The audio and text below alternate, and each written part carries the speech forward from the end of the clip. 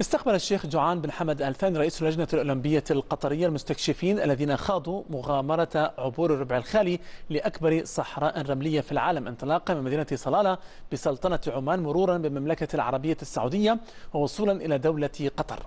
سمير بالفاطمي حضر حفل الاستقبال وأعد التقرير التالي. تحدي رمضاء الصحراء الكبرى بعواصفها الرملية وطبيعتها القاسية ولهيبها الحارق ثم بردها القارس أقدم عليه 3 مستكشفين عربيان وإنجليزي. المستكشفان العمانيان محمد الزجدالي وعامر الوهيبي والرحالة الإنجليزي مارك إيفانز هم من أخذوا على عاتقهم صبر أغوار الربع الخالي لأكبر صحراء رملية في العالم.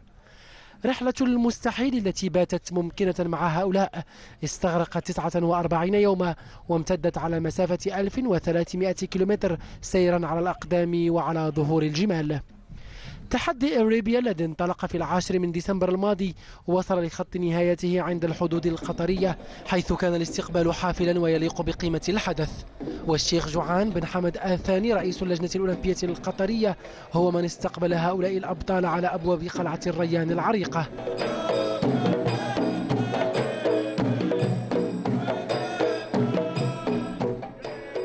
وبعدها كان المؤتمر الصحفي الذي عرضوا فيه حيثية رحلة تحدي الذات والطبيعة.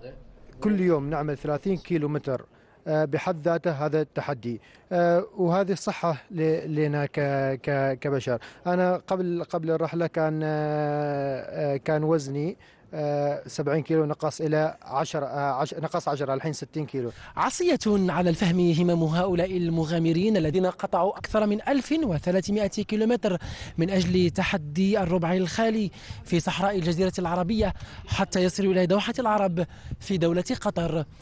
سمير بالفاطمي بي إن سبورتس من قلعة الريان. إلى جولتنا اليومية مع الصحف والمواقع.